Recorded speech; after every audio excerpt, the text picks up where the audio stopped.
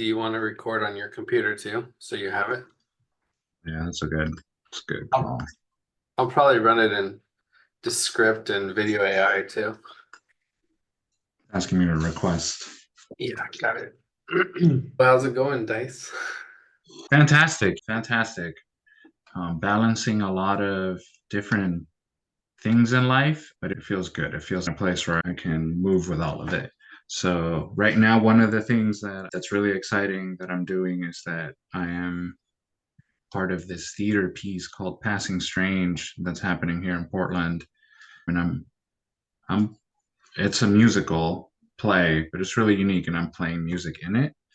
So it has been wonderful to be in a space of working on theater and music, which is something that I've done in the past and I really love. And it came around in this new way, in this new opportunity right now that's like integrating all these new parts of myself. And even in that container, I'm encountering things like in the space of being creative, in the space of relating with other people, in the space of holding space for others. And it's just been building on everything I've learned in my life and the Condor approach. And now it's in this creative space.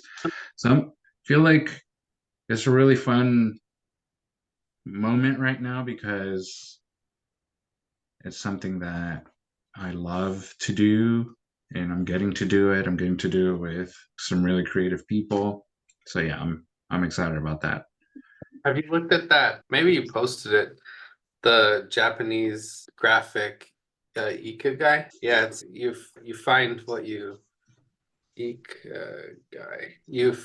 Find what you love doing, and Yeah, then you find what. Let me pull up the graphic yeah, it's what right here. Right, is like the culmination or centering of things that you love, what the world needs, what you can be paid for, what you're good at. So like passion, mission, professional vocation, and then boom. It's like rising into your power and getting paid for being who you are. That's my read on it. hmm you nailed it. You nailed it, Austin. I love that you brought this up actually, and because it's something that you bring to the conversation around like getting paid for being and getting paid for those things. And it is really like that in where I'm at right now. And it's interesting because a few years back, I remember being in a space of I felt really lost and I wasn't sure where I was. And I was trying to create intentions for the future. And somebody showed me the Ikigai. And I looked at it and I really struggled to connect it and be like, where am I in this? I feel like it didn't feel available at the time. It could have just been the perspective I had in the moment, but right now, in many ways, I feel like I'm really right as close to the Yeah, center as I've ever been. it sounded like that with like Yeah. what you were saying and what you've been doing, and like you got the Condor approach to like artistry. You know what I hmm mean? And it's like it's pretty neat. Yeah. Yeah. And I'm watching the person who's directing this like hold space in a way that I've never seen that in an environment. And it feels honestly like psychedelically informed. It feels like Oh, attuned. It feels aligned when somebody's like, hey, they're mindful of the body cues and where somebody else is at. So they can be like checking in, see if they need to take a breath, getting the collective space like attuned. That's something it feels right in line with what we've been learning at Condor Approach. And now it's in the real world, really seeing that in play and new ways for words coming together for myself. So yeah, it's fun to be in that like ikigai point a bit more center than I expected. so Um, you've have you been at a Condor event where Sean Wells was presenting? no, not haven't seen him speak live. No. Have you seen his book though, The Energy Form? Yeah, I have a copy and I've Oh, you been do? flipping through it, but I haven't really dived into it, and that's one of my next reads for this year for sure. So he mentioned Ikigai in the book. And he gave it to me like a year ago, and I finally just recently read it. But maybe what was interesting is the timing worked out really well. So I read it, I saw the Ikigai, I kept seeing posts about it, and I was like, because I'm trying to figure out things. You like leave, Shelly brought me some snacks, psychedelic experiences and integrating them. Sometimes you're like, oh, I don't know if I want to do that anymore. And that's related to the Ikigai thing of like before I was a teacher and I quit that and I got paid for it. It was what the world needs, so that was like a vocation. Like I liked doing it, so it was like shifting in that direction. I was also good at it, but I felt like there was more for me. Like I shouldn't have to push so hard to be able to get the things I needed for like my students. And I was like, Mhm. so then the what you love doing like started shifting down because I was not like being supported in the way that I feel that I could, and I could do more for the kids if I didn't have to overcome bureaucratic red tape, right? And when I resigned, I was just like, okay, I can make big changes and impacts outside of the classroom. And what's funny is the kids, they're all online anyway. And so I was like, all right, I can still make a positive impact on people's life because they could see me doing integration work in real time and what that looks like and pivoting and figuring out what works good for me and what doesn't work. And that's the whole Ikigai thing of, okay, what am I good at? Paid for that. And so art sometimes swirls around this whole area depending on the Mhm. timing or who's doing it or whatever. And what I've seen in the coaching space online, like Garen Jones. Do you follow him? No, I don't know him. Yeah, Garain Mhm. Jones. He's actually in Austin, Texas, also. But he had an interesting like life events. He went to prison and stuff, and he's turned things around, and he has 8-figure coaching brand. But besides that, he's making this thing called artist power or art power, which you could also say heart power and just remove Mhm. the HE part. What he wants to do is help build these networks of people that do art, that entertain people and get paid for it. So making like a portal online or in person where people are getting paid for things they're good at. So let me bring up this thing again. So this other lady, have you heard Melanie Ann Layer talk? Mm-mm. She talks about energetics. That's her thing. Energetics. Mhm. More for women, but she has some men that Mhm. come through. And basically she said this. Does this sound familiar to the Ikigai? You should be paid the most amount of money for the things that you're best at and you can do in the least amount of time. And I was like, damn. Like in that you know what that's getting paid for? Being yourself. Mm, mhm. And that's how I felt that. I was like, man, that's like getting paid for being you. Like the things that you're best at, you love doing, and you do in the least amount of time. I mean, that blows the lid off the whole thing we got going on in society that it's the exact opposite. We'll pay you to not be yourself.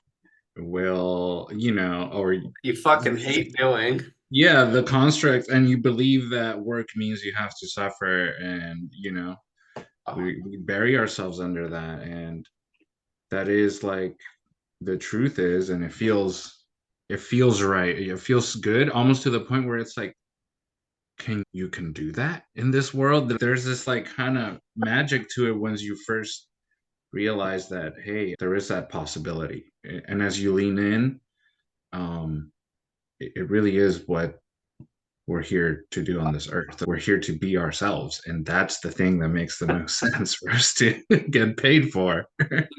part of it is like finding ourselves, because we come into this world and then we have things that come on to us. We're a puzzle piece, and then people add stuff to our puzzle piece, or we add it ourselves, and suddenly we don't know where we fit. And so it's once you start like chipping away, like if you weld and there's slag and you like chip it away. Like sometimes it's nice when you clean and it like chips off real nice, and then other times it's a mess and you need a wire brush and a grinder because you like didn't get the settings right or whatever. And then sometimes it's just nice and smooth, and then boom, one hit and it all comes off. So it's in my mind, that's like the inner work on ourselves and learning how to get all the junk off the puzzle piece so that we can fit together. Because the Austin of 3 or 4 years ago and the Austin right now, I don't know if we would fully sync up. And right now, I'm like, what could I do to include Austin from 3 or 4 years ago, who was very into like analytical and like playing in the triangle trap of the system, and now stepping out of it? How do I do that and include my former self? He doesn't feel behind or left out.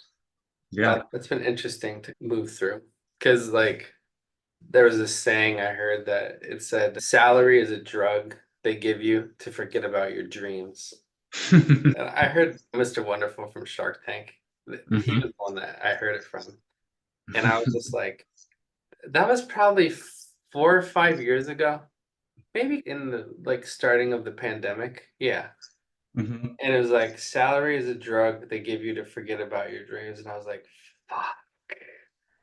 I'm like, what am I doing teaching online? I fucking hate being in front of the computer all the time. I hate typing because it hurts my hands from nerve damage.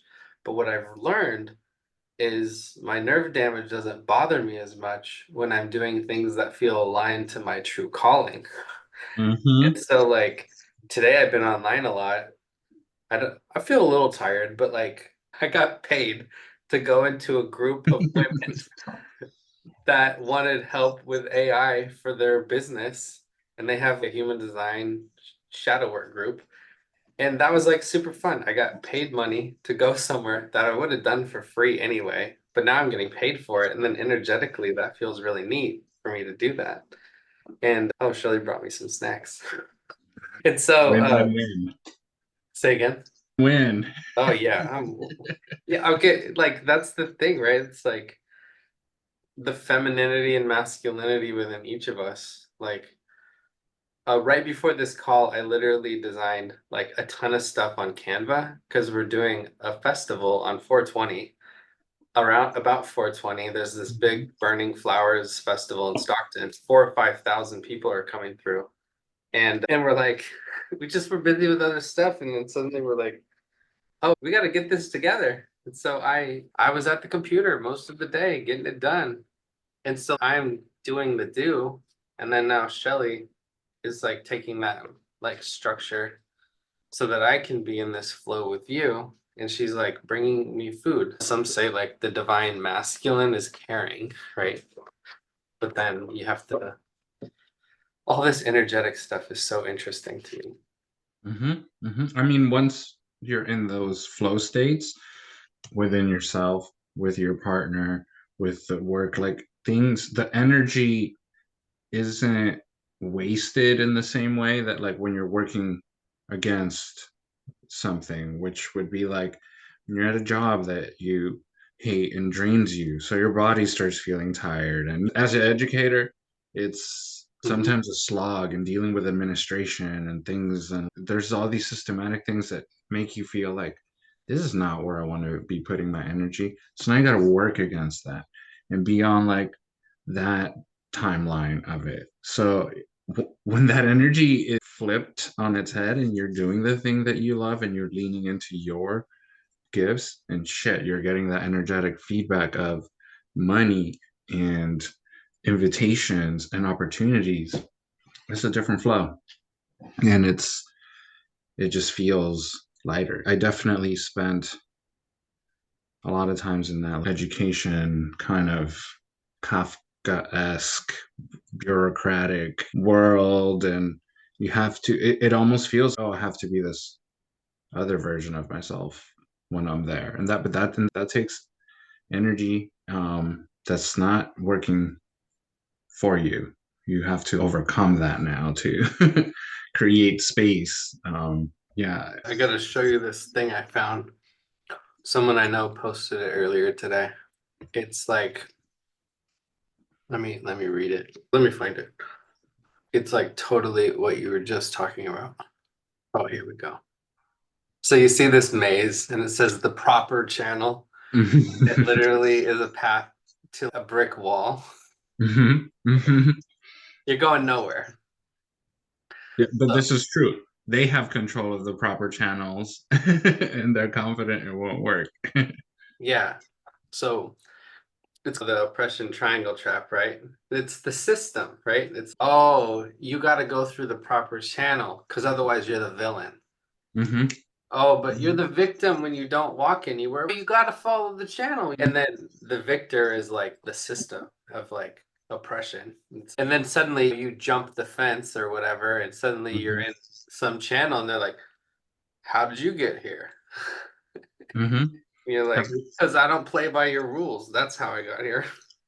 Because I don't think the way you do. I'll play in your little matrix game, but I'm not going to think like how you do. That threatens the system, which is the I think when I say the system we talk about that it's like an amalgamation of constructs that have been layered and built upon each other for such a long period of time, right? Because there's so many actually systems in different matrices in different cultures and places. But it's all this amassed constructs around what really truth is according to someone else and some other authority that wants to say that's the proper channel, so to say that's the truth. And we're it's this tug of war for what version of someone's truth we're going for, and the system is just the strengthened constructs that have really rooted in, but they're all nothing is fixed. Everything is in a state of like it could be collapsed, the meanings could be changed. We could create completely different realities based on what constructs we hold in our minds. But yeah, it threatens a system when you have a different path that's not the ones that are already in place. And the more people lean into that individual aspect of themselves, they become who they are, and it looks different from the system. I think that's really where we're at, maybe in human history right now. Well, there's like push pull of every system too. Like Hmm. if we didn't have systems in place, we couldn't be talking on Zoom because Hmm. if everyone just wanted to be ethereal, then no one would be working the cell phone towers and working the data centers and mining for minerals so that we can make electroplated parts so we can have computers. There's give and take within all of it. And this is I was talking to someone the other day about this. So like you go to like your doctor or like a hospital or something. When you walk in the door, you're a villain because they got a hand washing station because you might have cooties on you. And then they have a mask for you to put on. It's, oh, you better cover up. We don't want to you might be a villain. You might have a virus on you or something. Hmm. Hmm. Or we don't want you to talk. We just want you to come in. We want to DX you and RX you and send you on your way. Hmm. Then you get to the front counter and now you're the victim because you're like, oh, I'm a victim to my current health disease or health issue or health problem. But if you like flip your mindset and say it's a health opportunity of something to learn, then you're no longer in the triangle of being a victim. Then you go back to the doctor's office. They're like, what's wrong with you? And you're like, I'm here to like just talk to you about my health and how to do better. Like, I'm not here to focus on the negative. And they're like, what? Yeah, don't you remember a long time ago in school about psychosomatics and stuff like that, about, your mindset and your health? Oh yeah, I remember reading that long time ago. Okay, now we're out of the triangle. Now we're being like sovereign and powerful with where we're at, and we're meeting them at our level, and we're trying to figure out how to optimize and work through and what messages are coming. So it's, I don't know, I think that's a interesting and good example of, you could be in a triangle trap, drama triangle, or you could not be by your awareness. Check out this other example. Cars, in particular, cars that have rotary engines. Rotary engines. So What Mazda, ones? Oh, okay, yeah. Mazda RX-7 rotary. So the engine's shaped like a triangle. It's like an extruded triangle, and it spins. And so it can spin really fast, and it has the cycles of intake, compression, power, and exhaust as it spins. And so each phase is like through the rotation. So I was talking to some people about the legal system sometimes is like a rotary engine. And it's, you just, if you keep playing in it, it's just gonna spin you like a top. Just boom. It's, oh, the cycle. Because it's, if you fuel your energy into it, then it's gonna keep spinning. So it's like you have to like pull back or whatever so that you can stop spinning in the cycle. So it's like bringing your awareness to, okay, what could I be doing differently? It's like the pattern interrupt. Like when I said to the physical therapist, I'm like, wait, you guys are teaching all about how we should not focus on pain, but that's the first question you ask. And that was a pattern interrupt. Yeah, that's a really good analogy. That's a really good example of how it works. And when we get in cycles or loops, and if it does feel that like that going around, and that can work, that works on all sorts of levels. That if you want to shift that, it's like you have to interrupt and you have to pay attention. You have to see what's going on, and then you have to make the intention to shift it in the other direction or to stop it or to get out of it altogether. That's a process.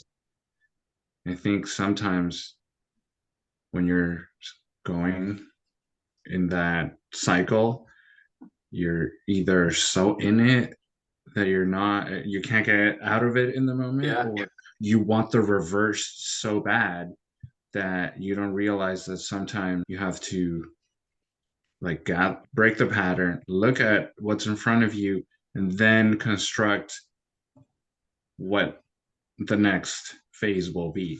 And if that makes sense, it's like when growing and getting out of a habitual patterning cycle in yourself, you could wish all the time that things were different and that you were like a totally different person. But the truth is, you won't just flip from where you are now to being another person, like from one moment to the next.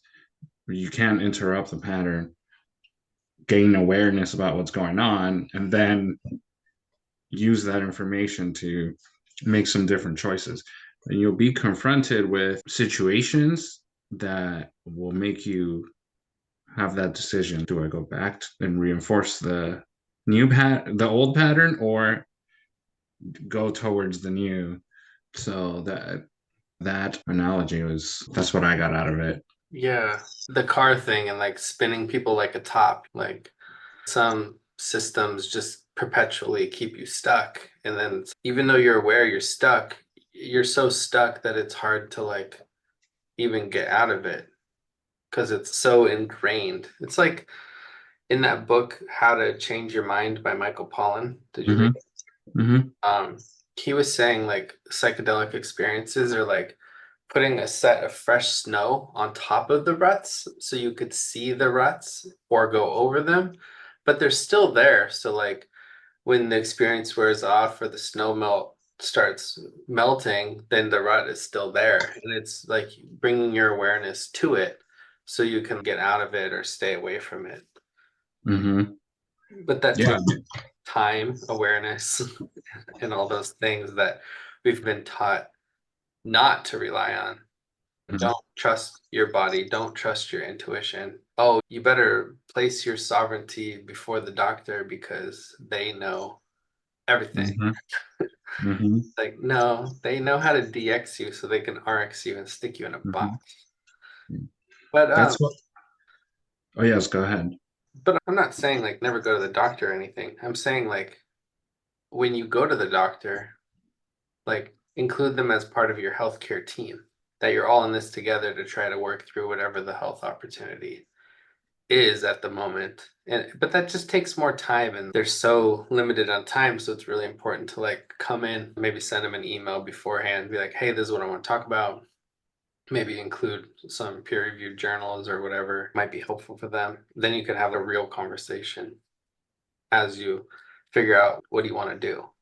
I feel like so many of these things are related to that Ikigai thing of like when you're stepping into your true self. I think a lot of the dis-ease starts leaving your body because it's like the dis-ease is like your body telling you that something's out of balance. If you're at work and you're doing shit you hate, that's not good for your body, your mind, your soul. So it's like, how could you're aware of it? So now how could you change it so that it feels better for you? And that might not be like a complete job change, but that might even just be like something small. Yeah, I mean, sometimes it's the perspective we have and the attitude we hold and how we move energetically that makes a difference, not the external change Yeah. of.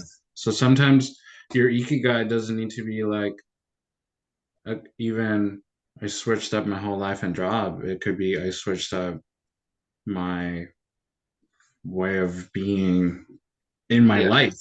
You Hmm. can still keep the same partner job. It looks different for everyone, is what I'm trying to say. And it's really like, how do we bring it into a place where it's coherent? But what you were saying about the doctors and the authority was reminding me of the mind body code and Yeah. learning about like really it's our bodies are creating the it's creating the cures, the ease is creating the what's gonna heal us, and at the end it's also what can create the disease, the illness, and all of that. And part of that is that like internal conflict, or if our body is fighting itself and we have all this like multi-construct strain and we're like feeding it like frustration and hatred and all these things, is it's going to cause illness. And at the same time we can move to a space of gratitude and have our body actually all of a sudden there could be radical shifts in people. In fact, there's all sorts of stories of radical healings, remissions, and whatnot that have happened out there. And what's fascinating is that, yeah, I think as Mario Martinez talks about, really it's like our bodies create that healing process, but we give permission to some external authority. And that tends to be like whoever we consider the healer. And in another society, your healer could be very integrated. It could be your shaman and can see things from a different perspective. Here, it's you got to go to the doctor who sees you for 4 minutes and doesn't care about you. And it's if you're not aligned with the person who's like authorizing that healing, like it could it could actually not function in a way that's going to heal you or help you. But if you're aligned with like a healer who cares about your intention and supporting your intention, if you're whatever that is, whether that's a doctor, whether that's any version of that, that has a different feel to it. So I think there's also like misalignment of who our healers are. And in my opinion, the problem with our healthcare system too is kind of a lot of the times it's like a one size fits all answer. We're looking at the disease and not at people's like bio individuality. So Yeah. Oh, yeah. you, it's not always aligned. And one person might need like the surgical approach. Another person might need something more gentle. Another person might just need like different language, different energy around their healing. And we just don't really have a space where we provide that. Now, of course, there are some doctors out there who are very aligned and do listen. There's a lot that are so disconnected from us, and you leave the hospital feeling like why am I even here? And did It's they, gonna it's gonna be really interesting to see with all the AI and the data, like the metadata and data analytics and bioinformatics, with all the data collected with the wearable health monitoring devices like Apple Watch, smartwatches, the Ring, the Whoop band, even those like insertable things that measure your like blood glucose levels. Mhm. Like at some point, that stuff there'll be so much there that you could almost like diagnose by the data alone, Mhm. or at least Absolutely. get started. And so like the shifts in healthcare will be really interesting regarding doctors, nurses, nurse practitioners, physician's assistant, everything, because probably a lot of healthcare will be looking at the data first and then moving forward. So I don't know, it'll be interesting. I know from wearing an Aura ring myself, Shelly wore one too, is that there's a lot of data there about your sleep, about your heart rate variability, your heart Mhm. rate, what works for you. Because what works for me might not work for you. What works for you might not work for her or whatever. And it's just interesting to let that inform you and your choices and your health going forward. Yeah.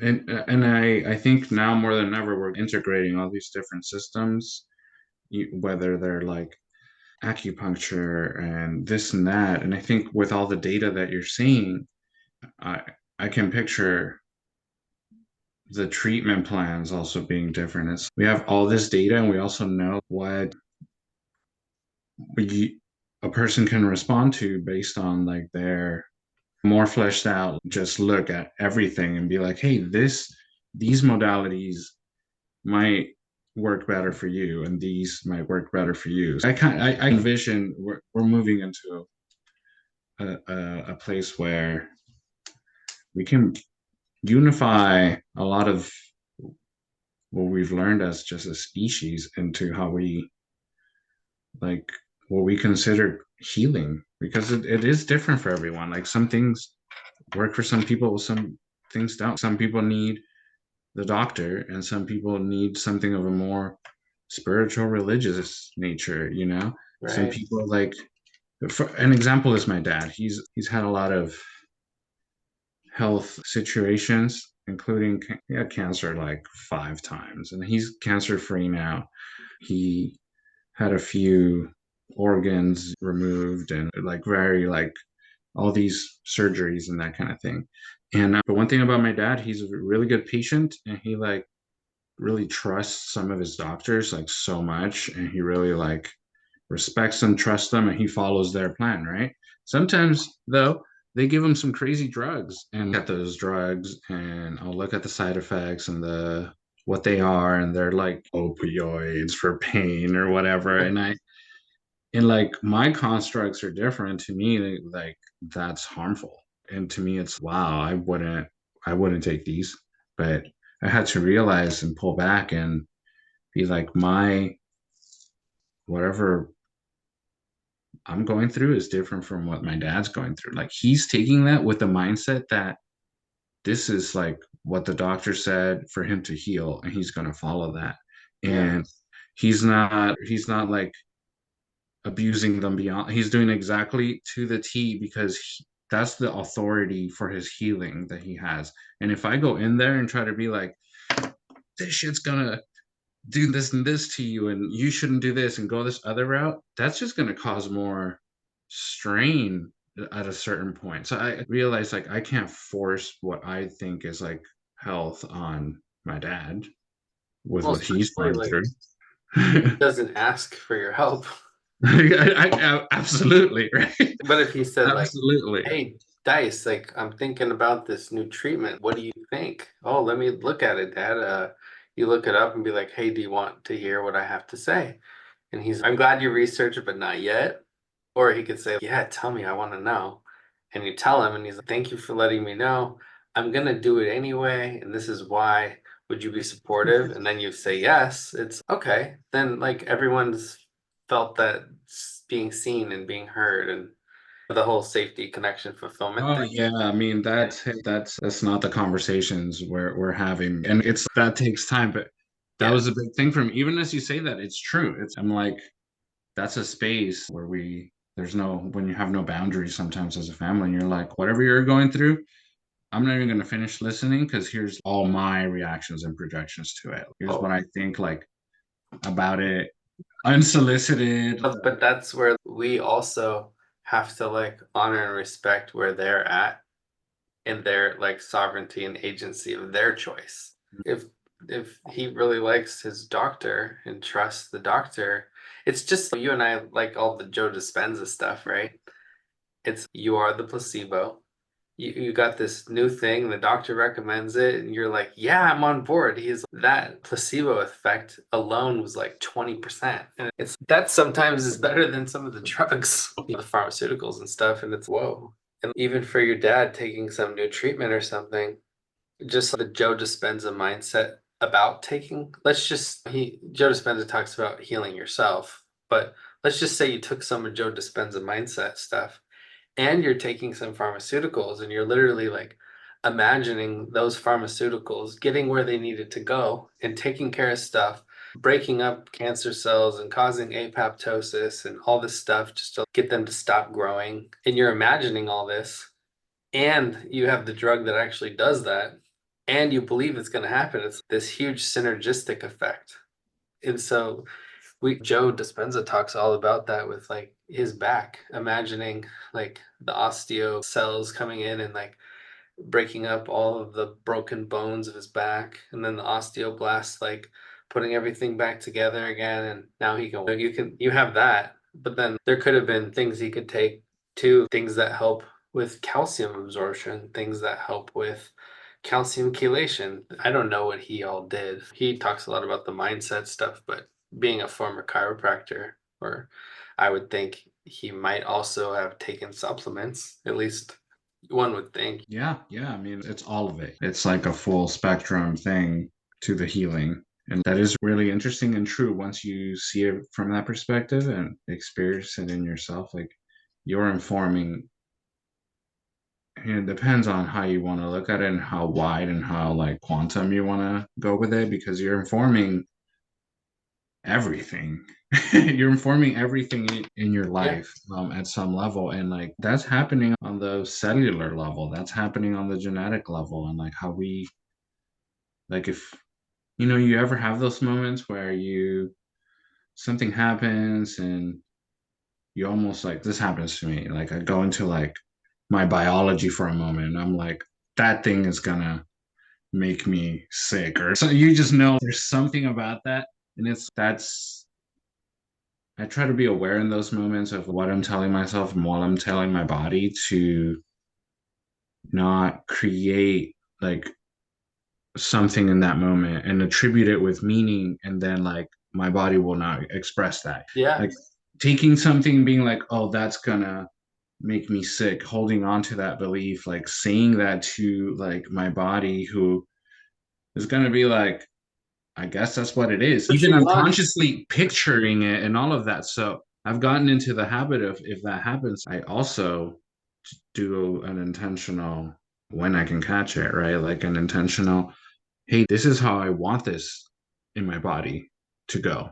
Just like with psychedelics. And this is I've said this a few times, but in the medicine space, like we can take mushrooms with intentions and be like, yeah, we can do that for mushrooms, ayahuasca, LSD, but when it comes to everything else that we put in our bodies, it's like there's no intention. We're just living our lives, right? But you can do the same thing with food, Oh, with like your supplements, your anything. Even actually the Western medical opioid drugs that they give you, just like you're saying, you're like, no, I'm taking this for my like body, for my health, and it's gonna help me do this. That intention, that information, it changes the tone of how your body oh. receives it. So I made a post. I've been making posts about conscious cannabis consumption for the upcoming show that we're going to, because this is focused on cannabis, but I figure people are probably doing other things too. And it's even Guaranteed. food. Yeah, even food or water or hydration. And it's like Shelly's friend from college is a chef and she's gonna come out in the booth with us and she likes to have cannabis and she likes to cook nice food and she likes to pair food with cannabis. And so that's a That's very cool. conscious thing. And so we were talking to her the other day, and I remember back in like 2010, I had a medicinal marijuana card. And back then it was like taboo. Like it was like you had to go to some weird place to get your note.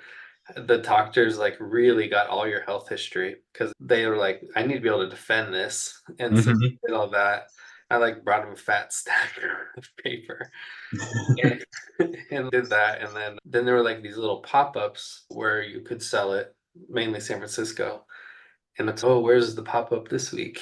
You go get it, you use it. And when I was utilizing cannabis, when I was writing my thesis for helping with nerve damage in the hands and like my TMJ stuff, I was like, okay, I wrote it. It was basically I was doing the Condor method to myself without even knowing what it was. And I was like journaling and I was like, okay, I'm gonna take this much ingested. I'm gonna take this much where I'm gonna smoke it. I have about 4 to 6 hours that I can work. Midway through, when I'm getting hungry and snacky, I have macadamia nuts with honey and this and that. And literally, I put it out ready to go. That way, when I was finished with my writing or whatever, feeling it, I like consciously went and got what I had planned. And then I had it. Because there was a lot of taboo around this because Shelley was an ER nurse at the time. She was very familiar with the Nancy Reagan just say no's to drugs stuff. And so for her, and a lot of her nurse friends, their husbands or partners would smoke weed and play video games all day and not even clean the house or cook or help with the kids or none of that shit. And so I was like, if I'm going to do this, I want her to have a really good experience of me doing this to see by example that I can be functional. I can do my work. I can do my thesis. I took care of dropping off kids to school beforehand. I did my journey and writing, had some food, cleared up, and then I went and took care of the rest of the day.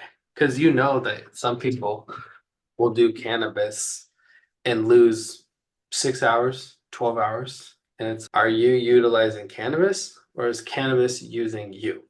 And it's that, and that's what we want to talk about this weekend with people about consciously enjoying their cannabis or getting off of it or supplementing their body because cannabis is often very drying to the liver and the kidneys. And so it's what are you doing to support your physical body if you're using cannabis for your mental space or spiritual space or emotions? But what are you doing for your whole being? And I figure this is going to open the door on all kinds of questions. Oh man, yeah. I mean, this is a rich space. Honestly, it's a radical space because cannabis use is common, it's rampant, and it's very easy to do it without intention. There's a lot of different levels of attachment, emotional attachment, habitual, otherwise, and sometimes it's difficult to look within yourself and just be radically honest with where you are in your relationship to cannabis. And I think it gets people in the triangle, it gets people in a defensive space if they're not willing to examine that. That's what I've encountered anyway, with other Yeah. people and with myself, because if I'm in a place where if I've been in both spaces where I can be like the thought of doing like a tolerance break and getting in a more intentional space is I have resistance to that. And I've been in the other space where it's just I have my relation to it switches and I'm very like attuned and aware, or I can take a break or I can use it intentionally. So there is there's some constructs around that. Like it sometimes cannabis is people's identities. Sometimes cannabis is people's like dirty, like shame secret that they're hiding and they're trying to be like what you described. Okay, I'm going to be like a person who takes care of their stuff. There's people who lean so far in that direction that they are smoking all the time and hiding it from everybody. So now you're like holding on to these. So there's such a big spectrum. And I think it's a space that it's that's why I say it's a radical space because it causes people to self-examine. And there's different levels of the way people respond and react to that. And something that I think I might have talked to you about before, but when and I've had every type of relationship with cannabis from stoner, this is kind of my identity, to it's I'm taking a break and I'm really like not using it, to it's a creative thing, to it's the only thing that's helping me survive, to using it. Yes, I've used it in all these different ways. Also, it's opened up all these doors for me in relationships with people. There's all these interesting spaces with cannabis, but for me, when I did an intentional cannabis journey here in Oregon, it dawned on me. It was like, oh, it's just like a relationship with a person. And you can get to the point where you don't even see the other person, or you take them for granted, or they're just like your friends with benefits that are just there to meet your needs and you don't really care, to like in that journey, it felt, oh, wait, I'm holding space different. And this is actually like this cosmic entity that is helping me evolve. And it showed me that the relationship aspect is a big piece, the intention, and like, how do we use it? And also, cannabis really melts down barriers in a way where it's very flowy.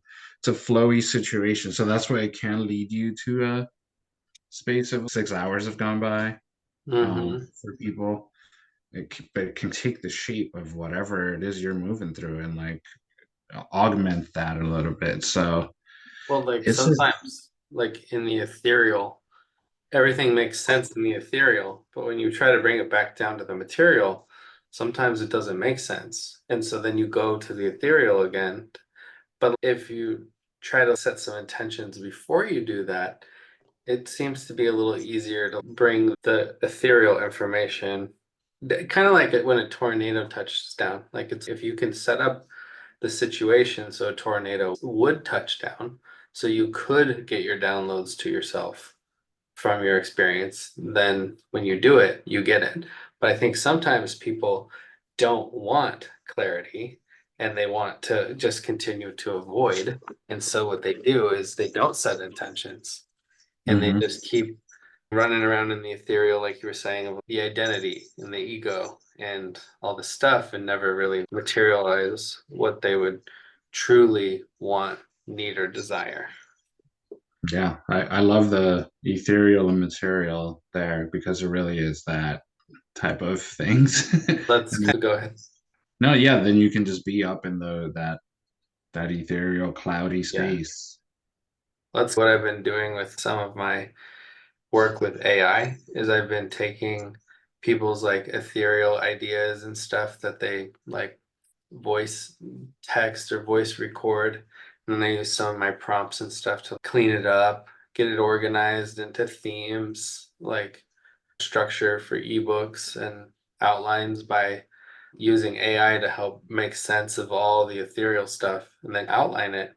And then when you come back down from the ethereal, you could have some tangible things to work on.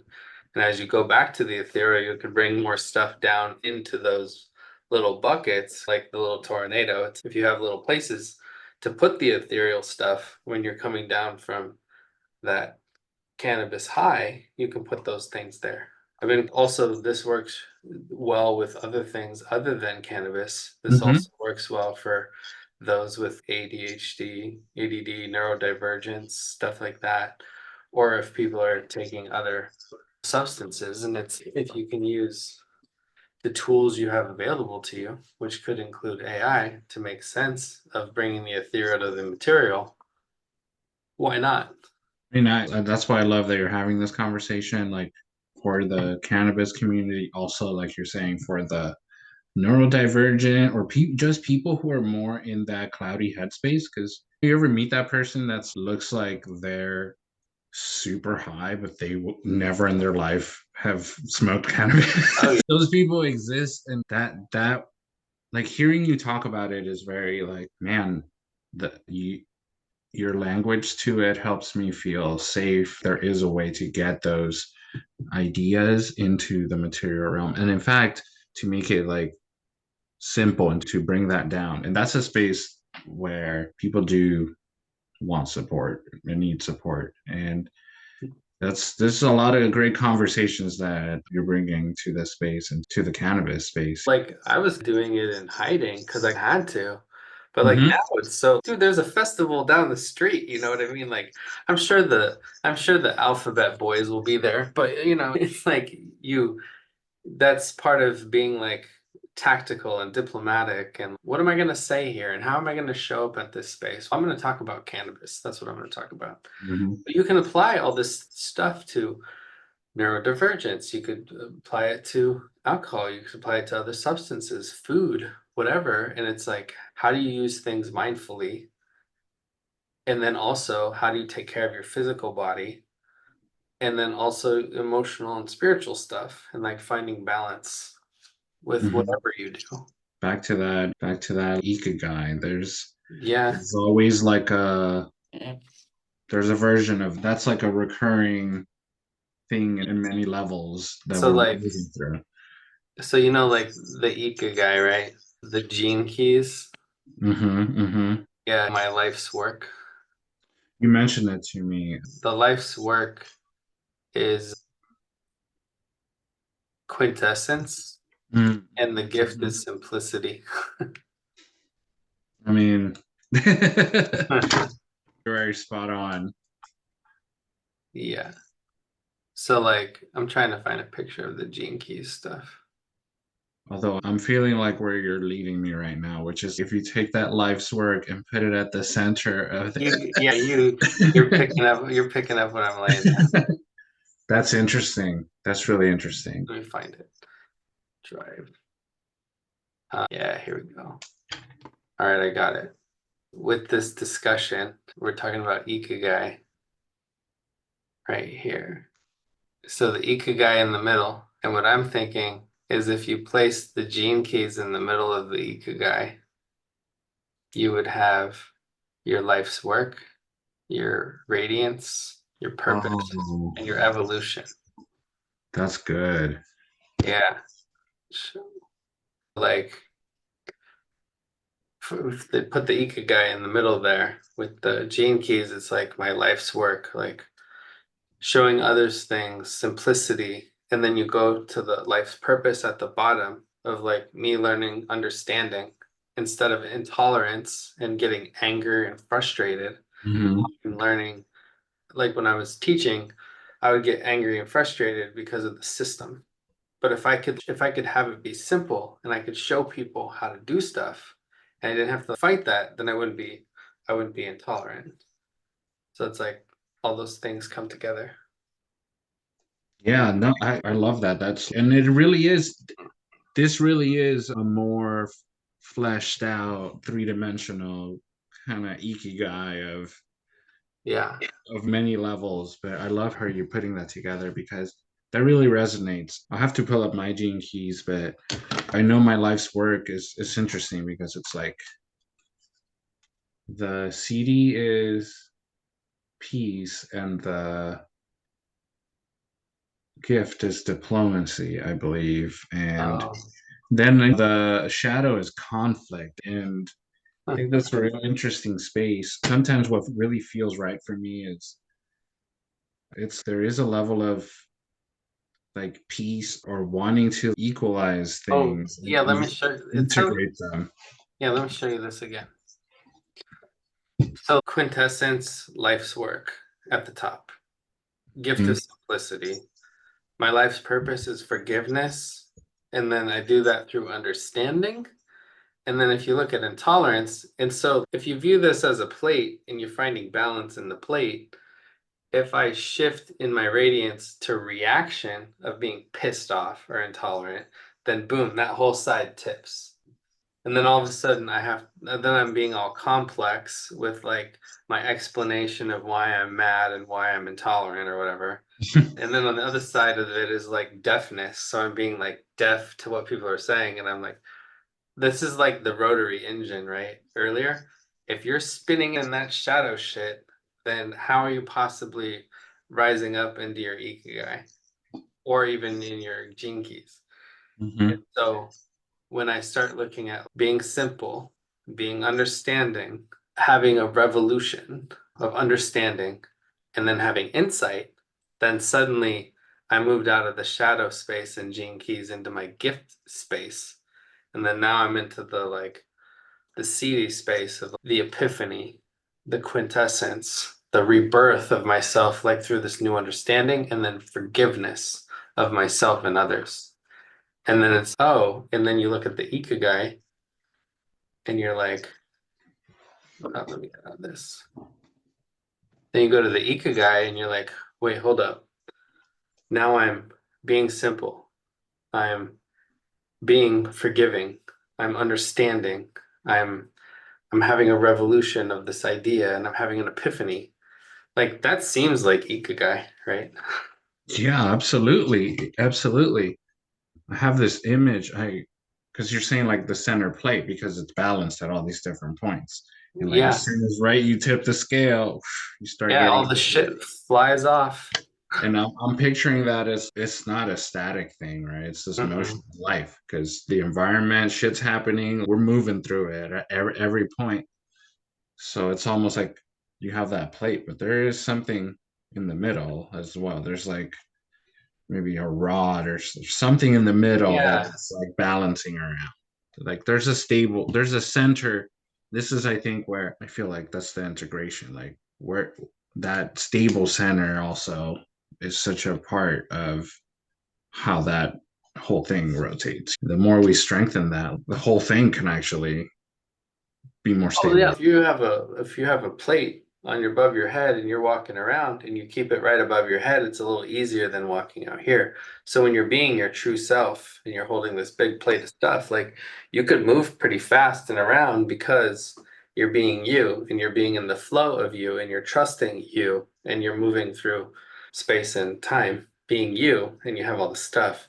Like I just picture, those waiters and it's like busy and they're running through Mhm. people and like they're in their flow. They're in their flow and their element and they're adapting to the different. Sometimes you gotta squeeze sideways between people and then you bring the plate down and you're like that's the whole thing. Like you should be paid the most amount of money for things you're best at and you do the least amount of time. And if you're a badass waiter, people would probably love to pay you if you're very embodied in that. Just like if you're very good at cleaning people's houses, and then as we shift society into our gifts, realizing our gifts, skills, and talents, and we are paying people for the things they're best at, Mhm. love to do in least amount of time, the Ikigai, then everybody has an energetic exchange and the money isn't being seen as scarcity. It's being seen as an energetic currency, right? Currency, current, like moving.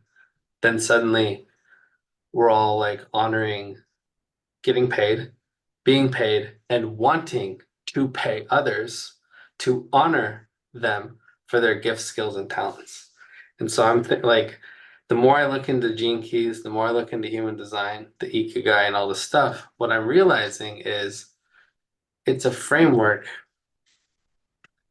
a construct, a framework for us to flow into and explore our true self and what we're really good at we can do in the least amount of time and we're best at Absolutely. that's where my understanding is at the moment, Yeah. all No, that. you nailed it. And wow, I feel like you really wrapped it back around to how I'm feeling in life, which is, 'cause I actually said that to somebody the other day, that I feel like I'm holding a lot of plates, but I have a big serving platter, and my intention is to get those plates to their tables. So you saying that is, it's true. That's the real life, that's the integration, because you got to adapt as things are happening, and it's the restaurant's busy, and you don't have time to get Well, it all. Perfect and right. It's like playing with the elements in real time. That's the real integration. And That also, you bring up a great word, play.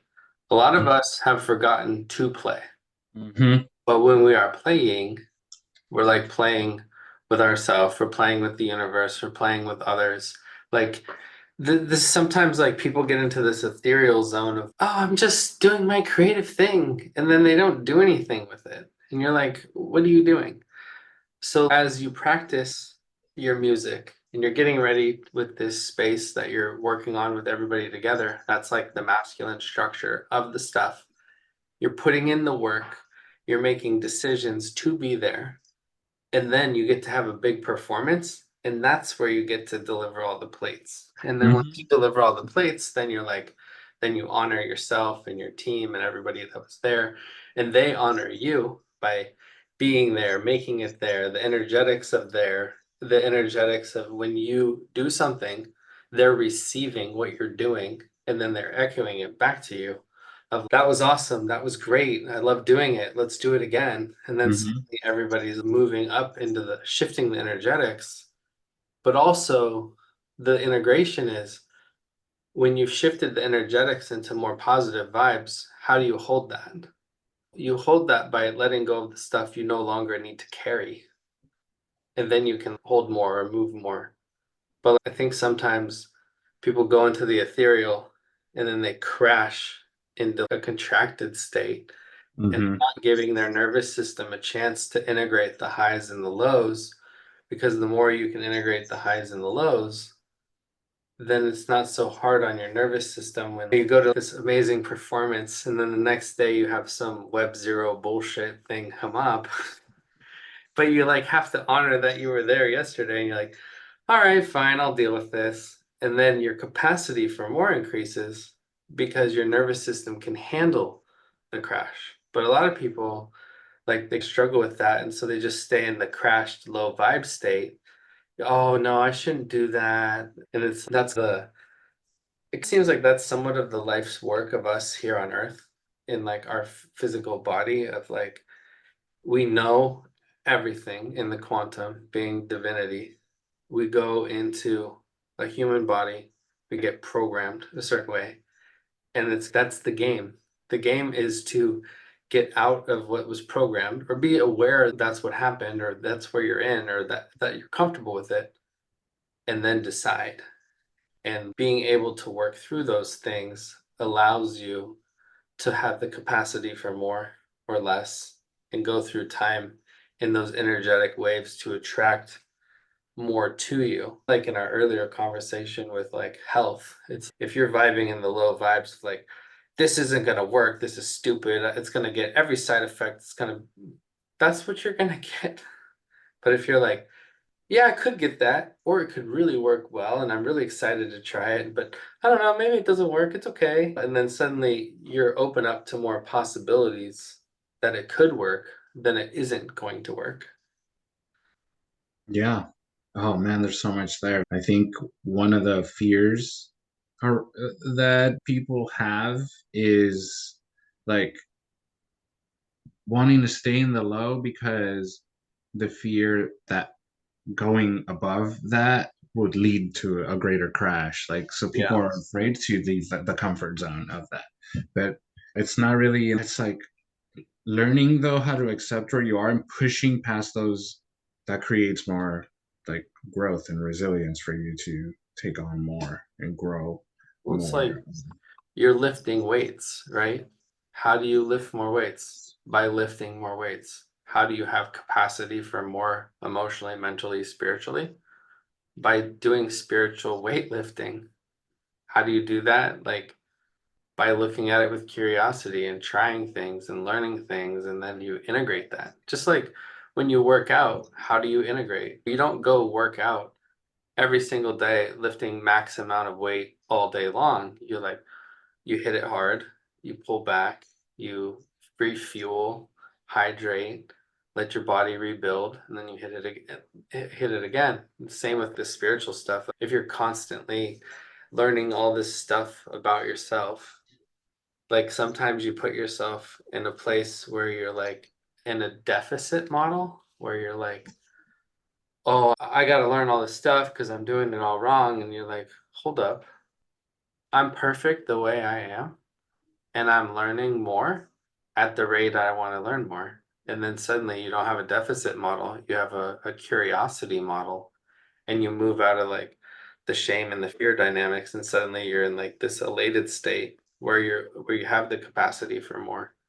Kind of like we talked about earlier, when I do things that feel aligned to my life's work or my gene keys, um, I feel like I don't feel in as much pain physically because I'm doing things that feel aligned to me. And also, I believe, based on what I've seen or what I feel, that it's related to the Joe Dispenza stuff, is if I'm doing things that are high vibe that I like doing, that energetically the universe delivers to me the energy to do those things, not using my own physical energy as much. I don't know. Have you noticed this? Absolutely, absolutely. Okay. I think when you're aligned in that, like when you're aligned in your thoughts, your spirit, your purpose, you're in that zone, like it things flow differently. Yeah. And this is when like maybe synchronicity starts to come in and like things seem to flow and opportunities come. That's honestly how I feel that I ended up at where I am right now. Like looking back, planting the seed years ago for who I want, like who I wanted to be. Yeah. Actually, did this through like meditation and intention setting with the Joe Dispenza groups that I was in. Funny enough, I was like, who is this, and what does that person feel like, and what, and set those intentions in motion, and then over time, things have I've noticed even through different intervals of time, things have come to connect and come into fruition in those ways that I intended years ago. And I started thinking differently. I started communicating with my body, with my thoughts, just in a different space. And it just organized things to flow. And it just seems like it comes together sometimes without any of my own So like work. that's part of being versus doing. Like men typically get paid to do things. And so there's like a shift of men into being. Can we get paid to be a man? I'm not saying that we wouldn't do anything. I'm just saying, can you get paid to be a man, to do your life's work, to get paid the most amount of money for the things you're best at and you do the least amount of time? Guess what? We see that in sports athletes of men. They're getting paid to be a man, to be a player, to do what they want, right? But that there was a lot of work involved for them to get to that point. There was a lot of doing to be that.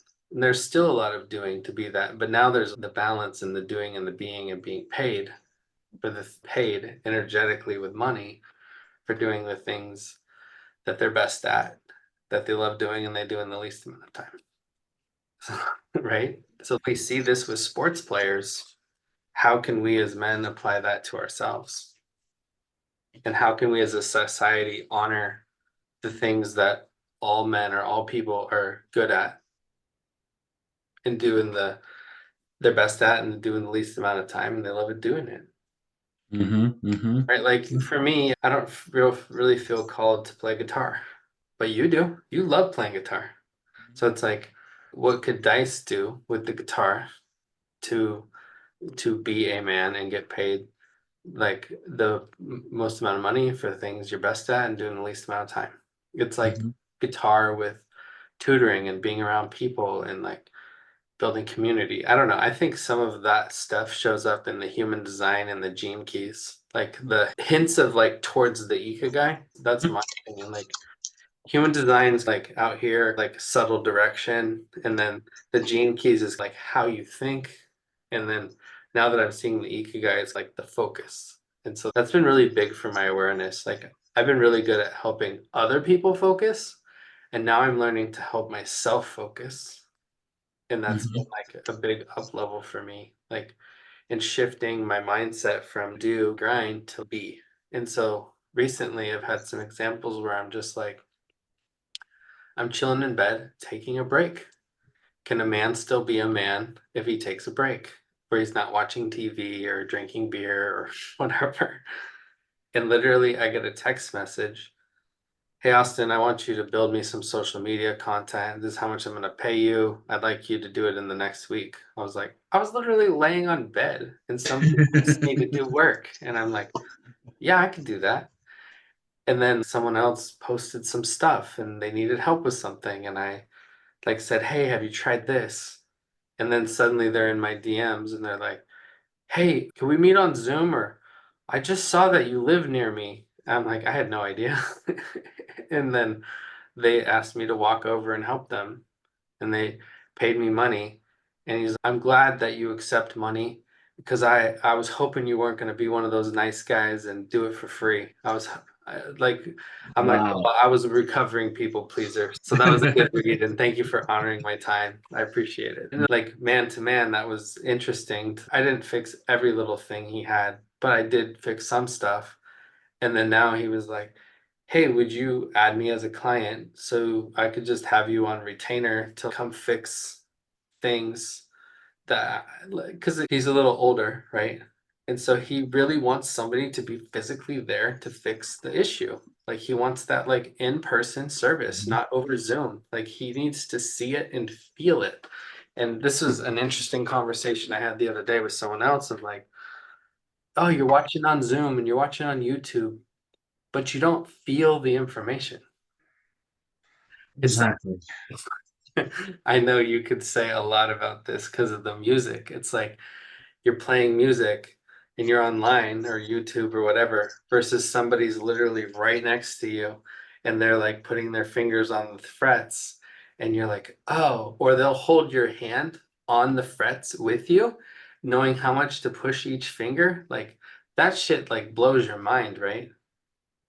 It's, oh, that's how hard I need to push. Have you had anybody do that for you? Oh, absolutely. That was a big part of my how I learned music, learned anything really. Like I feel like person to person transmission. And then that's what I do with my students, my guitar students. I learn to ask people, not just grab their fingers. Oh yeah. I learned to do that The radical consent, radical because I had honesty to, because I thing. would just go for it because there is something like to that and to hearing like the sounds, to being in the space. So there's a lot that we communicate on a like biophysical level just through just being in a room with someone and being in the same space as your heart, you're exchanging information. Your brain waves are synchronizing. There's a lot of things that happen in person that Are you shared like talking like the toroidal field energies and stuff like yeah, that? Yeah. yeah. So it's like this, we start syncing up, being in a room with another human being, and there's a lot of information there that Fuck yeah. and we really don't get that over Zoom. And this is where I'm learning to adapt more to where we are now and to be able to connect with people distance as well. But I'm very much, I have to be in space with people, in the moment with people to really express myself, to really connect. And something that I feel just that's the zone that I really love. But also learning how to do that in a more digital remote setting is very useful because Like you can't connect on that quantum level, that's for sure.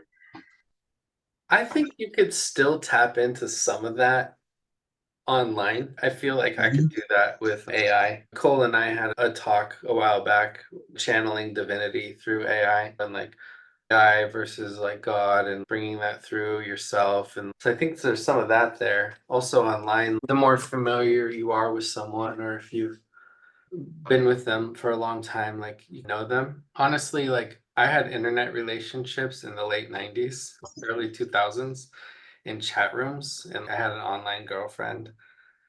And it was really interesting because you feel connected with them because you get to know them so well through typing.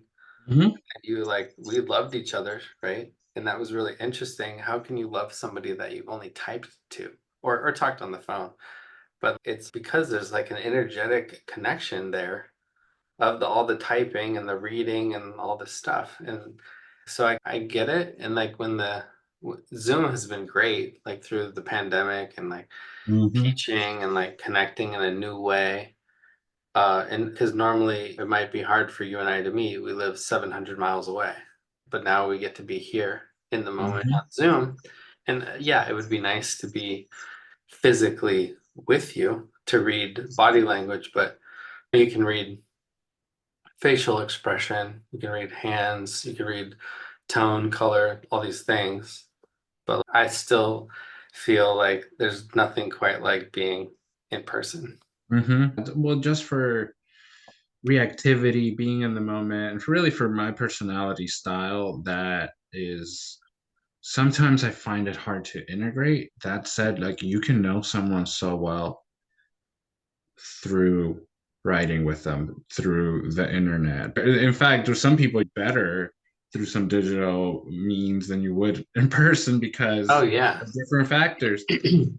And I really, where it really hit me was when we had to move some of our groups online due to COVID, and we were doing like intentional circles and meditation work on Zoom via a Yeah. group. And wow, you could still drop in energetically with every single person and create that flow. So this is where it is non-local.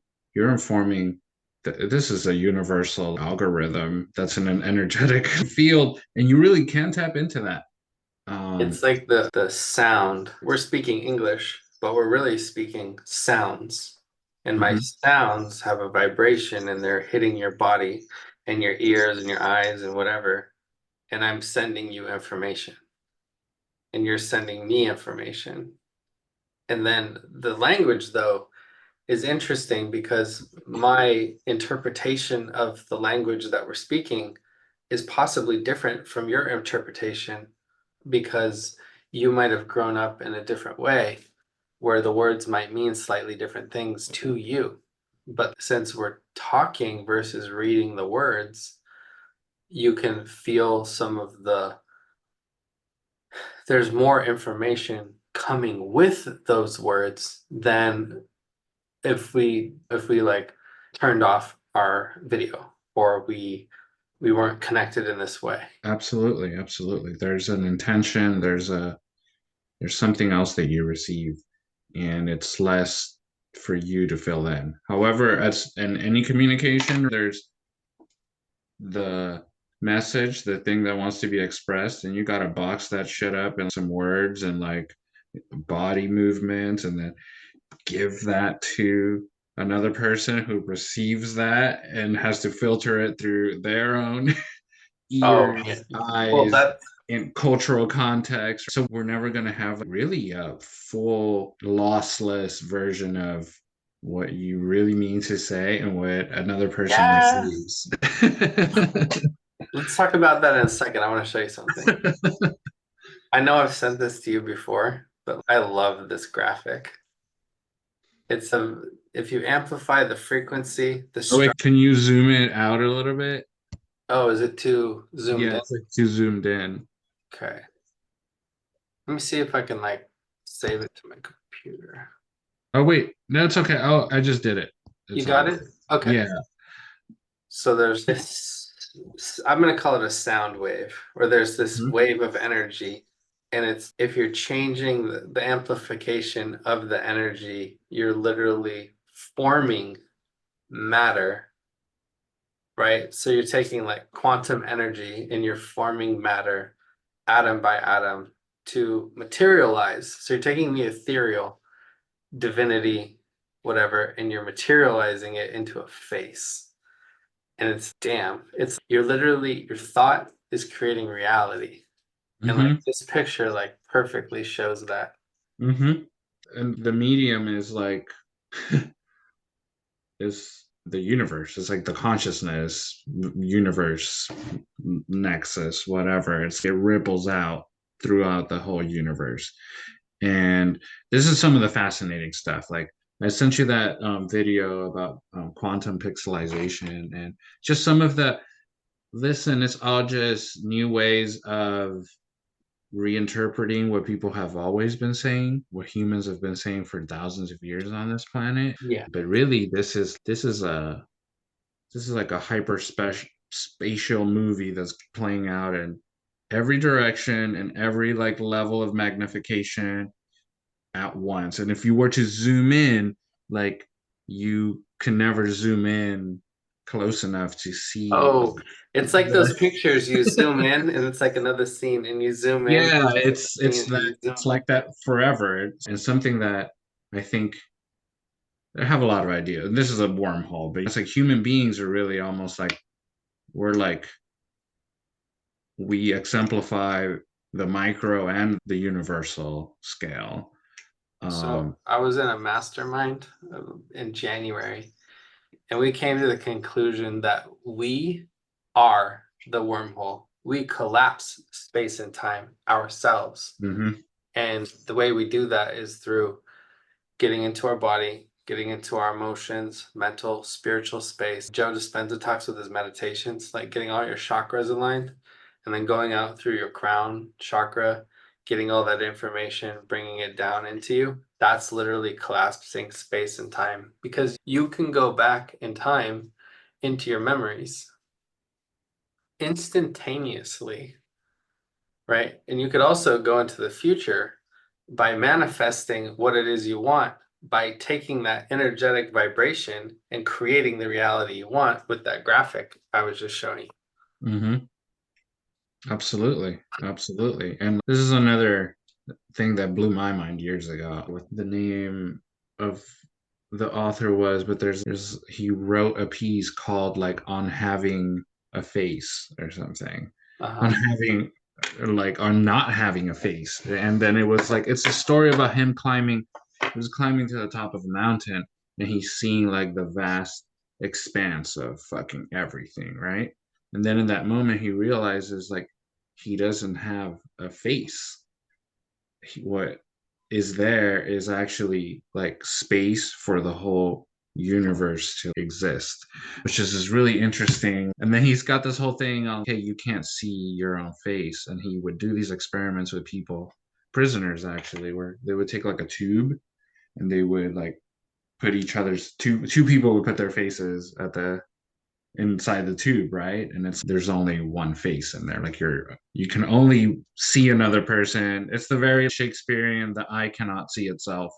So instead of you having a face, what you have is this like open space where the entire universe exists. And that was really big for me years ago when I read that because it was just like what you're saying, like we are that like wormhole. And actually our consciousness is like the canvas for the entire universe to exist. So it's some pretty powerful things. And once you start even in this conversation, when you get to these concepts and you start feeling them, the energy starts switching. You start getting into these paradoxical spaces where like things, the meaning we hold for things starts shifting, and it's this magical psychedelic space where possibilities are endless essentially. And I could that this is like a consciousness state that we can dance with in this world. And I think that's really what all of this inner work is all about. Like how do we Yeah. get to that consciousness state? This sounds familiar. Did you watch the movie Everything Everywhere All at Once? It took me forever to watch it, but I did Okay, watch it. nice. I Um, love it. this other reality where people have hot dog fingers and all this stuff. Okay. And then Evelyn there is just, he's like, you gotta jump up and down and bite your tongue and pull out your ears or whatever. And that's in my mind, what you have to do, something unpredictable to change your reality, to get out of the hamster wheel or the triangle trap or spinning around like a top, a rotary engine, like vroom, you're like revving your nervous system up with garbage. And it's the pattern interrupt is, okay, Evelyn, you jump up and down 5 times and pull your ears out, stick your tongue out or whatever. And it's boom, she's in this different reality. And then you have all these different realities and you got to seal up the cracks and just be you. And I think that everything, everywhere, all at once is really showing people what psychedelic experiences could be like. And also the integration of those experiences of like sealing up the cracks and hey, don't go out in that reality. Like you can bring that reality to you if you need something, but like you need to be where you're at. And I thought I've watched that movie like 8 times now with Shelly, and it's like super interesting. We've been meaning to do a podcast episode on it. Mm-hmm. So I Uh, studied mostly science and engineering in college. I took one class, like liberal studies. It was crime, justice, and the media, and we watched some movies, and we got to look through like the lens or the filter of whatever we were looking for, like branding, subliminal messaging, whatever. And we've been going through these old 90s movies, and we're just like, man, all this stuff is here right now. It's already oh, it's been here. I mean, been here. it's never not. This is like this information that might be it's new to us the more we understand it in our own self and like in our action. However, it's always been present. All these different just forms of being in quantum states, but we're collectively creating new frameworks of understanding, new ways of integrating that information. And I think that's also important to integrate information Mhm. too. Yes. To remove it, to get rid of Yeah. it, to if you have a new understanding. Like that's in my gene keys, that's what it was all about. Hmm. If I'm intolerant, it's probably because I'm defending a construct, right? But Yeah. if I get new information and have new understanding, then I can have the rebirth of like the revolution of, oh, I see where they're coming from. Okay, that makes sense. And then there's the epiphany, and then I can explain it simplicity. And then that's the gene keys. That's the Ikigai. Now it's like looking into the pearl sequence of how to like make money or energetically just be money, right? So Mm-hmm. recently I've been like contemplating there's this like talk of like hypnotic states as you're falling asleep and right Yeah. as Or the hypnagogic state. yeah, I sent that to you, right? Yeah, You yeah. posted it, I think. I don't know. Mm-hmm. I lose track because usually if you post something, I send it to Shelly or she Yeah. sends something, I send it to you, and then I'm We like, got some good threads going. Like yeah, we our do. stuff goes deep, man. It's really good. I sometimes I wish it took just a little more time to take what we've said and put it in a Substack or a blog article. I know, because really it opens up some epic conversations because it's right in line with everything we're talking about at a lot of different levels. So, yeah, like I just think all this stuff like comes together, and it's like you were saying, like the rod holding everything.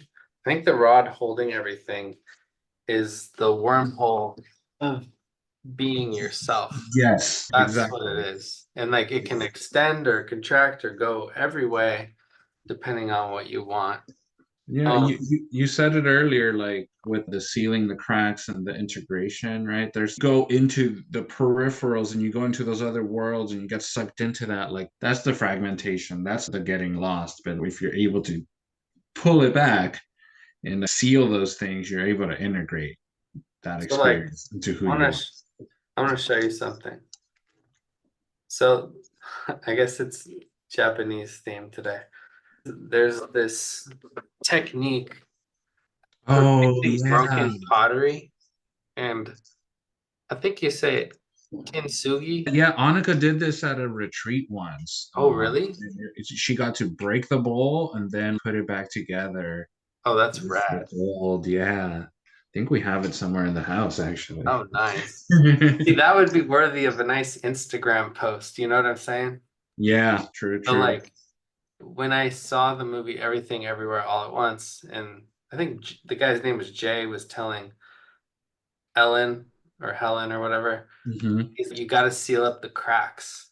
And when I heard that, I was thinking about like all this stuff. It's exactly like that. Yeah, all of these are, I mean, it looks fragmented, but the things sealing them together, in this case, like gold, representing just that unity and like that perfection almost of You- bringing it into something new that's even more beautiful. That's a powerful thought, Oh, concept, yes. idea. So the gold inlays that fix the pot, you know what that represents to me? Hmm. integration work. Mhm. It's you're doing the work on yourself, which it doesn't look the same as anyone else's because it's your work. It's you integrating, you doing the shadow work, the inner child work, the psychedelic integration work, the mindfulness. And it's as I move forward in life, I'm like, sometimes it's a little overwhelming with the integration work because then I'm like, is this situation their shit or is this something for me or did I cause this? Is this a mirror for me or is this a portal for me? And it's sometimes it's a little exhausting. You're just like, oh, could I just be here for the moment? Yeah. And I think that's part of getting grounded. Connect with your breath, connect with nature, lay in the dirt, put your feet in the dirt. It's funny, before I left teaching, I was having really bad allergies and there was grass everywhere and they would mow it and they'd blow it in my classroom. It was so annoying. But basically, I was learning that I think nature was making me irritated because it actually wanted me to go be grounded in the dirt next to the tree or whatever. And since doing like psychedelics and integration, since then, I will actually stand in the grass. I'll actually lay in the grass. Before, no fucking way, because I had allergies. And then, like, allergies, according to our spiritual nutrition, is you're in an environment that you don't like. And I was like, oh. And then I started like juicing wheatgrass and having celery juice and all this stuff. And now I'm like, I'll walk in the grass, I'll lay down in the grass.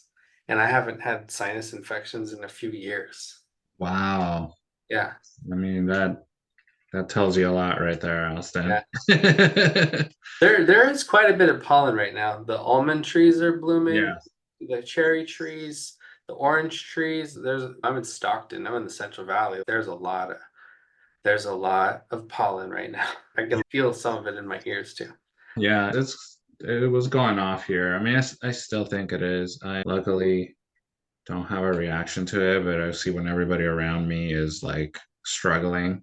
I remember a couple years ago at the house where I lived, there was this big tree, and I don't remember exactly what kind of tree it was, but once I like went outside and looked at it, and I thought the tree was on fire because it was just wafting like so much pollen that it was like a thick cloud, and it just kept going. Like, and I had never in my life seen anything Was like that. it It was just, yellow? Was it like yeah, yellow? it was like brownish yellow. Oh my Yeah, God. it There's these was. trees like right by my house that like certain time of the year, you'll go outside and your car will be yellow. And it's Oh like, man. oh my God. As we wrap up here, is there anything else? You have any final thoughts? Whew. There's been so much great stuff in this conversation. I think what's coming up for me with the final thoughts is returning back to the Ikigai. Something that you said stood out to me about the Ikigai, like being like that center point, and it's almost for me it's like that the tip of the pen or something. And for me it's like reflecting on the just where I am in that space and how to move within that with a bit more awareness about the different balances and how to stay in that energy of alignment with what am I passionate about, what am I good at, what am I getting paid for, and what do I love to do, and like all of those things coming together. That's a real space. That's a Oh, real experience for us well, it's to like have and continue to develop here. it's being aware of it and like consciously choosing to go down that path and figure it out and make it happen and send out the vibes that everything is going to come together. It's like literally, it's going to be fine. I'm going to make some, like, I'm not going to go make money by doing things. I'm going to make money by being me and attracting that to me. And I might do some things. And then, boom, like some money, more money dropped in. And I was just like, okay, it's keep doing that. And that's the message I keep getting is keep doing that. Keep finding the thing you really love doing, like figuring it out for yourself, make it Hmm. happen. And it's like the universe, the universe rewards aligned action based on your inspired action that you get from playing, being creative, having fun, figuring out that like that balance of Ikigai of all the things. That doesn't mean don't do things outside of the Ikigai. It's like an awareness of what you're doing. Mm-hmm. Trust me, Mm-hmm. there's things I do that I like to do that I don't get paid any money. I mean, the paying, getting paid money for things I like to do has been something I've been like battling and like coming into, and now I'm finally really feeling like confident that is actually not that hard. Like it was more my belief systems and my like perspective and my feelings of I'm not good enough or I can't, I'm not Right. like, if I love doing it, that means I can't get paid for it because work is supposed to be hard. Like all these things were really in the way. And now it's actually very easy. It's that energetic attunement. And that's really what it's coming back to for me. Like the just being aware of yourself, aware of the environment and aware of your energy so you can create the Like experience that you want. like I used to get pissed off if I had to move money around or have a negative account balance somewhere, and then I was like, oh no, man. Like I'm good at moving money because I am money and it's just gonna move here and then more is gonna be here and then somebody asked me to do this and I built like a bird coop or chicken coop or whatever and then I like filmed content pretending that like the chickens were like showing off the model house using like, my GoPro thing. It was so funny. And so I like gave them the content too and they asked me like, hey, will you build my chicken coop? Because I know that you'll come with like clean energy and you'll do it and you'll enjoy it and keep me posted. I was like, yeah, I'll do it, sure. And I did it, and then now it's turning into other things and other projects, and it's just being open to the possibility of if I'm like, that's stupid, I'm not gonna build that chicken coop, that's below me. But then I was like out there like having fun and taking photos and setting up a time lapse and giving them all the footage. Is a realtor that I do some work for.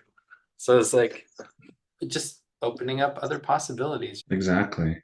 And I'm also excited for your upcoming 420 event and how that goes. So Yeah, let me know about that. I'll keep you. We'll probably Yeah. do a full-on podcast with that.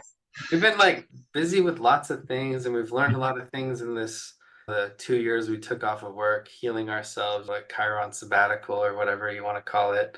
And it's now it's okay, we want to put all this learning into action. And Yep. so right now I'm like, okay, what do you want to do?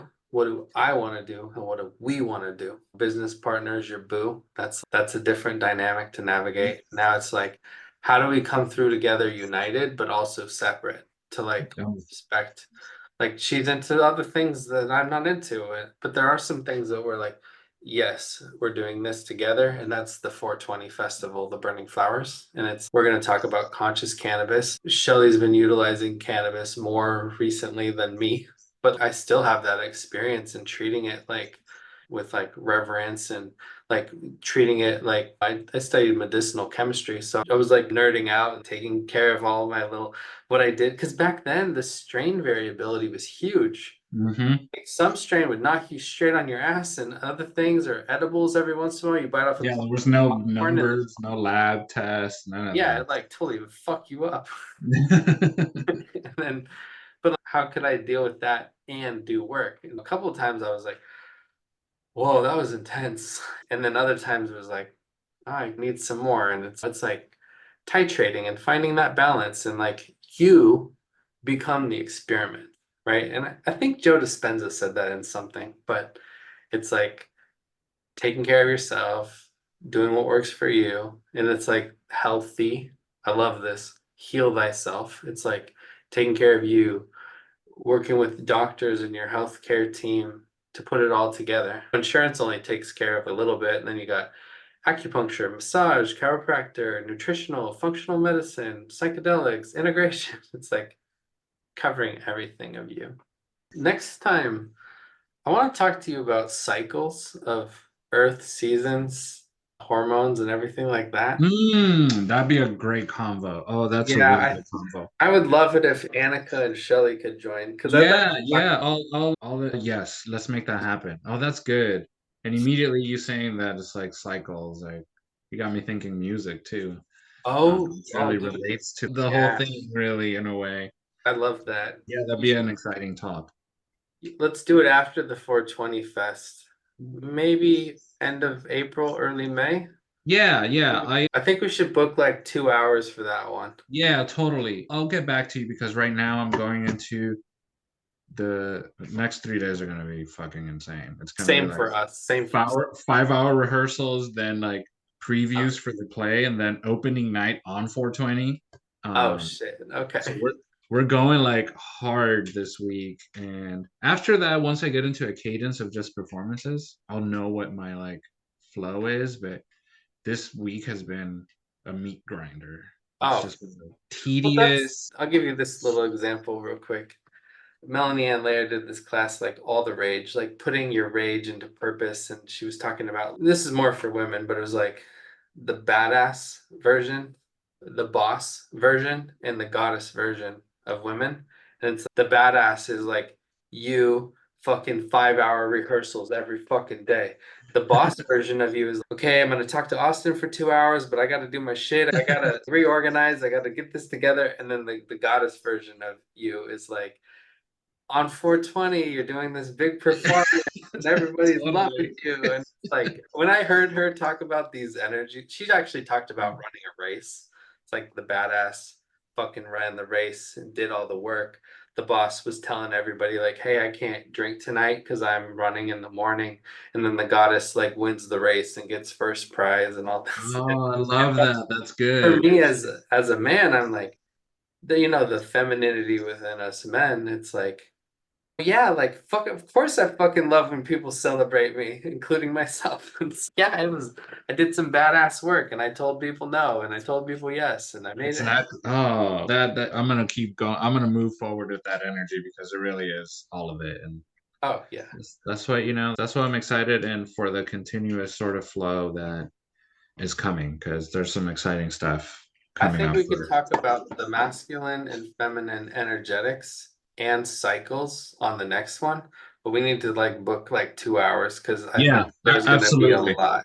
Absolutely. I'm gonna talk to Annika and Okay. we'll chat on our group and like WhatsApp or something and book Yeah. the date.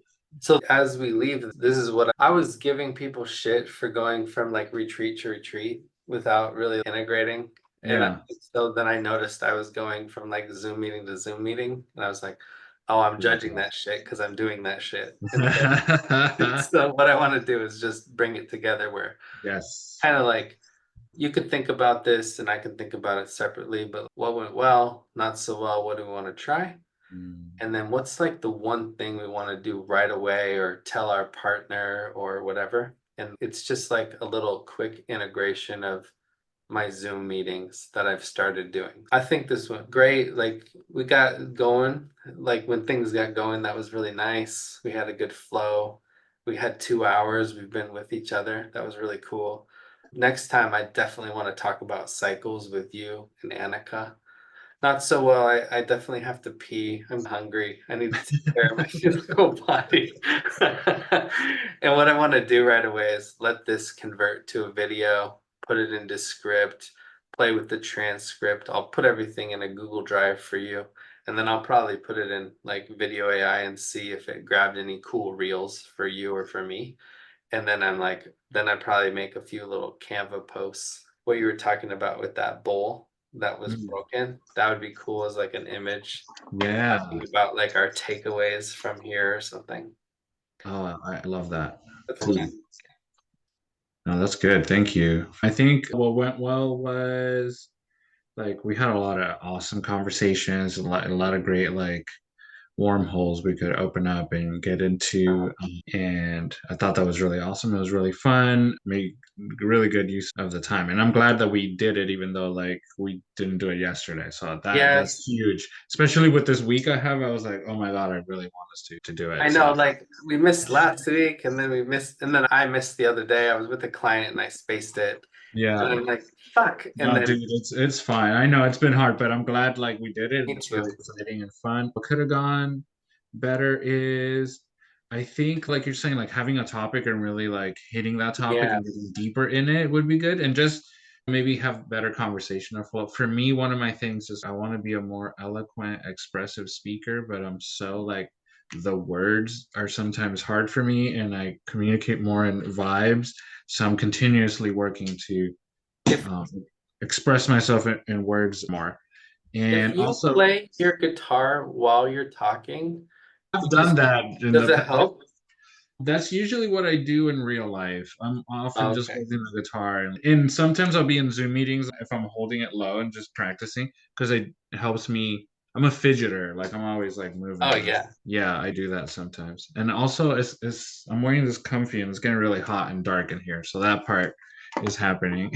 Yeah, And yeah. then what I'm gonna do is I'm gonna be picking up Annika from work in about 20 minutes. So Nice. I'm gonna like recap with her the conversation and let her know about the next one. And I want to take some of the topics that we talked about, and I do want to use these as like content or pieces like to start conversations with. And Yeah. today I was trying to get a reel out because Cole's been like challenging us to get reels going, but I felt like I was locking it in, but I still didn't get one out. So I don't think that I'll have time today, but I want to something that we've been talking about and do it. Like, so that's one of Here, my you want me to help you real quick? sure. Just get your phone like this, right? And Yeah. just turn it on video. And you could film yourself or you could film us. You got your phone ready? Yeah. Okay. I'm gonna count down three, two, one, and then just hit record. And we'll go for 1 minute. Okay. All right. Ready? Mhm. Three, two, one, go. All right, so wrapping up here with Dice, we just did a 2 hour podcast. We talked about 1,000,000,000 things, and we are gonna try to do what's the one thing we're gonna start right away? What are you gonna do, Dice? I'm going to I'm gonna take some of the topics that we talked about today and weave them into some conversations that I'm having. I'm gonna think about our next conversation about cycles that we're going to be having and just really integrate some of the things we talked about because we hit on some really interesting topics like the Ikigai, expressing yourself, the integration work, all these different types of work that we've been involved in. That's Yeah, like the integration is what brings things together for the broken pottery, like with the gold, right? Okay, next time we'll talk about cycles. You ready for that? absolutely. I'm excited to get into it with you, Shelly and Annika. Awesome. All right, let's cut it there. All right, so now you got a reel. At least throw it in your story. Absolutely. No, I'm gonna throw it in my story. Yeah. I recorded it on my phone, so I should be able to upload it. I just want to get more into like just doing it, having a message, weaving it in. I'll be putting that out there, and I'm You still can gonna make try you to. can make reels with words too. Like on Canva, you could have Yeah, like little post, wait 3 seconds, have a few more words come up. Like the other thing I was thinking is once I have everything in all the different platforms, I could do a little Zoom meeting with you and I could record it and I could show you how I run through the cascade and make some reels for you. yeah. I'm interested in seeing how that works. So Yeah. let's do that sometime because Okay. that'd be cool to see. Let's give it a week. We got a big Oh no, head. this week is pretty much done for me. I can't do shit else. Like I told everyone, I canceled everything with everyone. This is my Clear my calendar. yeah. This is exactly I want to do that one time with like just vacation. Be like, clear my fucking calendar. I'm yeah. going on vacation. And the girl I knew, like in elementary school, her dad and mom were attorneys or something. And he like literally went straight from work, straight to the airport with his briefcase, didn't pack anything, flew to Hawaii, bought all the clothes in Hawaii and all the stuff. I was like, man, I gotta do that one day. Yeah, That's wow. how you know you're That's rich. goals right there. And then I love that. now I'm like, wait, I could do that. I'll just Yeah. take my backpack and I'll go to the forest and I'll just go walk in the grass. Right? That is a version of Yeah. Alrighty, Dice. Thanks so much, man. It was great to that. All talk to you. right. See you, Austin. Bye. Bye.